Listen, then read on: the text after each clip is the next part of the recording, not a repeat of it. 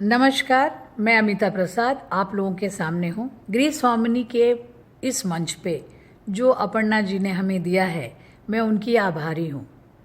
ये मंच हम जैसे छोटे लेखकों को एक मंच प्रदान करती है, अपनी भावनाओं को व्यक्त करने को कहती है। आज मैं जो कहानी लाई हूँ उसका शीर्षक है आखिर क्यों ये सावन। रिश्तों में दरार क्यों आती है और रिश्तों का दरार भरने में हम क्यों असमर्थ पाते हैं। सावन आ गया ना, चारों तरफ हरियाली है, आसमान में बादल, बुहारें, फौजारें, फुहारें सब हैं और बचपन की दहलीज पे हम पहुंच जाते हैं जब हम छपाक छपाक किया करते थे। ये जो कहानी है हमारी आखिर क्यों ये सावन, अरुणा और राजन की कहानी है। तो चलिए मैं ये सुनाती हूँ आपको। 8 साल पहले की बात है। तब अरुणा और राजन पहली बार मिले थे। जुलाई का महीना था, बहुत ही तेज बारिश हो रही थी।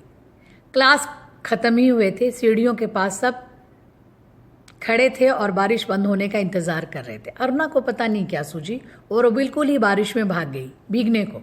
और तो जैसे सबके पाँव थिरक उठे और उस छोटे से लॉन में जैसे बाढ़ आ गई। थिरकते हंसते छोटे से लॉन में मद मस्ती और मस्ती से भरपूर हसीन जवान लड़के लड़कियां, लेकिन कुछ ऐसे ही खड़े रहे। उनमें एक राजन भी था। राजन अपने बैग को पकड़े हुए था और साथ साथ अरुणा के बैग पे नज़र रखे हुए।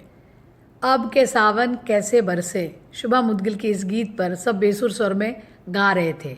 गा क्या रहे थे, थिरक रहे थे और चिल्ला रहे थे। तभी बारिश अचानक से थम गई और ब्रेक लग गया। अरुणा और राजन साथ हो लिए और हॉस्टल बातें करते हुए हॉस्टल चलने लगे। इतने भीगे कपड़ों में तो वहीं जाना ठीक रहेगा, जबकि चाय की तलब हो रही थी। और इसी तरह से 3 साल तक सावन आता रहा और 3 सावन बीत गए। पढ़ाई भी खत्म हो गई। उस बारिश की दोपहर को राजन भुला नहीं पाया।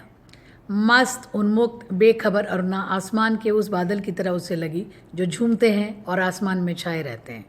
दोनों ने साथ रहने का निर्णय ले लिया। दोनों की नौकरी लग गई और वो चले गए जर्मनी। जर्मनी में भी तो मौसम होगा, वहाँ भी तो बारिश होगी। हिंदी महीने अरुणा को कभी याद नहीं रहते थे, लेकिन सावन की बात कुछ और है। सावन में खीर पूड़ी, हरी चूड़ियाँ और मेहंदी। नानी के घर में तो यही होता था ना। जर्मनी के मौसम अलग है। राजन उसका ख्याल रखता था। एक भूनी खुशबू चारों तरफ से लिपट जाती थी राजन से, बरसात की कच्ची मिट्टी की तरह। 3 साल पहले राजन ने जुलाई में उससे शादी का प्रस्ताव रखा। हाँ या ना की तो गुंजाइश ही नहीं छोड़ी उसने। सभी दोस्तों को भी लगा था कि उनके रिश्तों को नाम देने का वक्त अब आ गया है। 5 साल से दोनों साथ थे और शायद एक दूसरे से जुड़े हुए भी। तब राजन की कोई भी आदत उसे बुरी नहीं लगती थी। शायद उसको नज़रअंदाज भी कर देते थे दोनों। अरुणा हर चीज़ को बड़ी गहराई से सोचती थी। बारिश की बूंदें उसे आह्लादित करती थी तो सड़क पर बच्चा बैठा हुआ उसे उद्विग्न। राजन को ये बातें बिल्कुल ही बेकार लगती थी और यहीं से शुरू हुई एक अनकही दरार। राजन घर में निगेटिव ऊर्जा ले आता है, अरुणा यही सोचती रहती थी। और राजन बारिश में भीगती हुई उस उन्मुक्त स्वच्छंद लड़की को शायद कहीं खो चुका था। फिर तकरार, बादल के गरजने जैसा, आंसू, मानसून के बारिश के धार जैसे। यह सावन भादों का खेल शायद चलता रहता अगर राजन की माँ नहीं आती वहाँ।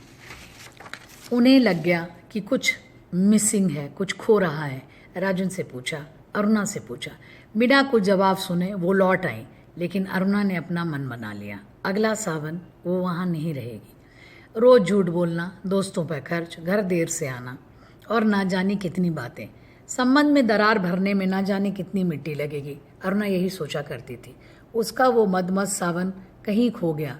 घर खाली करते हुए खिड़की से उसने देखा, चारों तरफ आसमान में बादल थे। बारिश होगी। ये सावन बारिश, बादल का रिश्ता क्या है?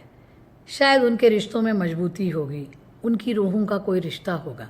राजन को छोड़ने से पहले और छोड़ने के बाद वो बहुत सारे सवालों के घेरे में आएगी, लेकिन उसके मन के बादल छट चुके थे।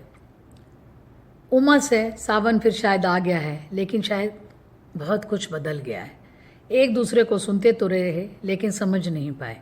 शायद वैसे ही जैसे कि सावन की खुशबू को कोई समझ नहीं पाया या बांध भी नहीं पाया। इस सावन की पहली फुहार को शायद भूलने का समय आ गया है। रिश्तों की दहलीज पे रिश्तों की तकरार, रिश्तों में ये अपनापन क्यों खो जाता है, सावन शायद किसी को नहीं समझा पाता। आखिर क्यों ये सावन। नमस्कार।